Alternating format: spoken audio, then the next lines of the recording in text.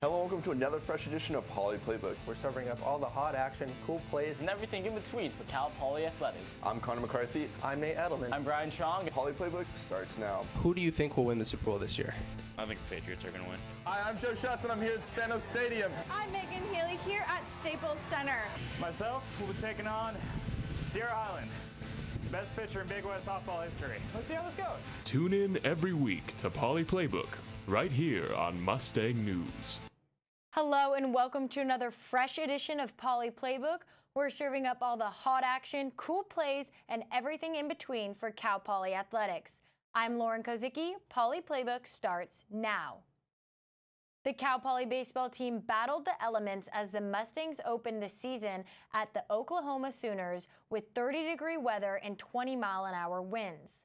The Mustangs were unable to avoid the sweep as they lost their season opener on Friday 4-1. And then lost 2 consecutive games on Saturday 9-3 and Sunday 5-2.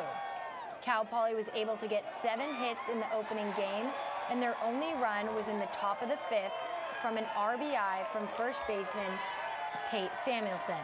In the second game of the 3-game series, junior center fielder Bradley Beasley recorded 4 hits, but the Mustangs committed 5 errors and fell 9-3. Oklahoma completed the series sweep with a 5-2 victory. The baseball team will play their first home series this weekend to take on UC Berkeley in Baggett Stadium beginning on Friday at 6 p.m. The softball team participated in the Stacy Winsberg Memorial Tournament down in Los Angeles this weekend. Things got off to a rough start after the first game against number 2 ranked UCLA was called off due to poor weather. The next 2 games also didn't go the Mustangs' way as the team got shut out in both games. The first game was a 3-0 loss to Oregon State, and the second was a mercy rule loss to Fresno State 8-0. The team came out strong in the third game against Loyola Marymount, led by a home run by freshman designated hitter Kiana Corey. Unfortunately, the team couldn't hold on in extra innings and fell 7-6. The team will try to get things back on track against number 5 ranked Washington and number 22 ranked Texas A&M this weekend. The Cal Poly men's basketball team tried to snap a 4-game losing streak as they traveled to take on Hawaii. Senior guard Marcellus Garrett led the team with 15 points, and Donovan Fields and Mark Crow both scored 11 points for the Mustangs. But Cal Poly was unable to come away with a win as they lost to the Rainbow Warriors 75-54. Sophomore forward Carlos Garoza made his first collegiate start and scored 8 points while adding 5 rebounds. The Mustangs fell to 5-18 overall and 1-9 in Big West Conference play. Next, Cal Poly travels to take on first place UC Irvine, then will return home to host Hawaii on Saturday, February 23rd with tip-off at 7 p.m. Women's basketball took 2 conference losses last week against CSUN on Thursday, 68-52, and UC Riverside on Saturday, 80-66. The Mustangs are now 2-9 in conference play. On Saturday, the Mustangs lost to UC Riverside 80-66. Senior center Devin Steinbach led the team in scoring with 15 points. Steinbach made all 4 of her shots and went 6 for 7 at the free throw line. But UC Riverside's Janan Otto, a 2-time conference player of this season, went 8 for 15 on the floor and 14 for 15 from the free throw line for a 30-point game. The women's basketball team will face UC Riverside again this Thursday in Mott Gym at 7 p.m. The Cal Poly beach volleyball season begins this week, and the Mustangs received their highest preseason ranking in program history. Cal Poly beach volleyball season kicks off this week, and the team is looking to build off a historic season from last year. We have a great team. We have a lot of talented girls on our team, and I think we can do nothing but improve from last year. So I'm really excited to compete against new teams, like Davis is now in our conference, so I'm super excited for that, and just to see new competition and work hard. We've been working hard, so making use of that time. This year, the Mustangs received their highest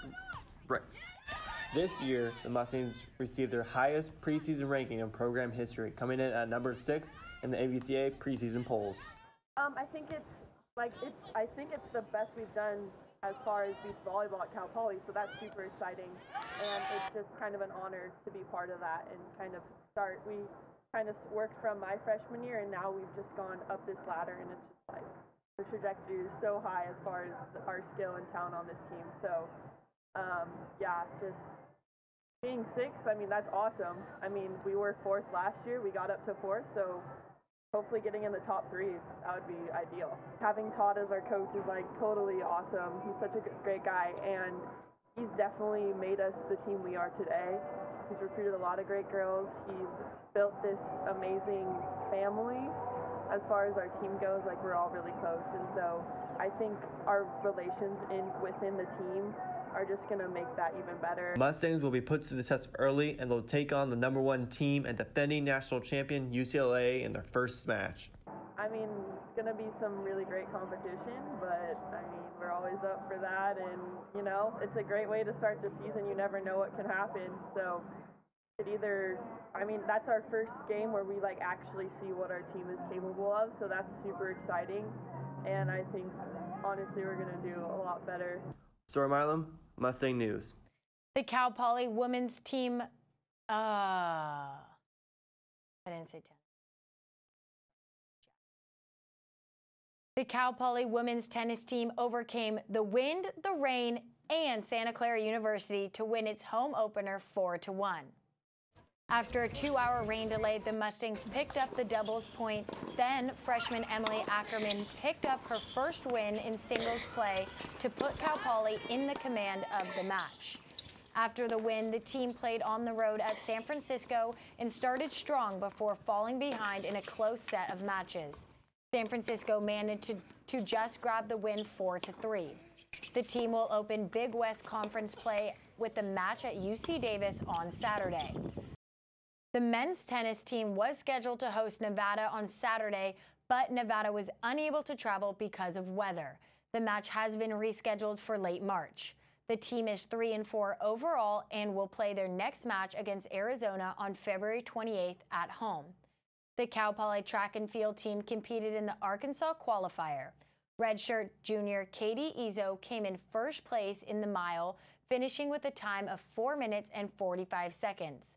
Izzo's time is the fastest time by a Mustang in the mile since 1987.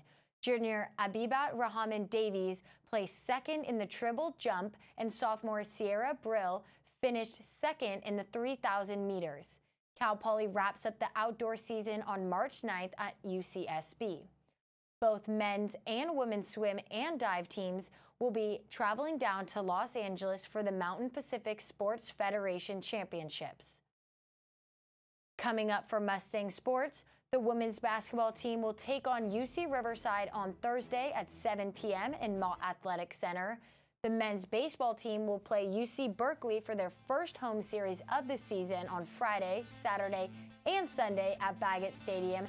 And the men's basketball team will host University of Hawaii in Mott Athletic Center at 7 p.m.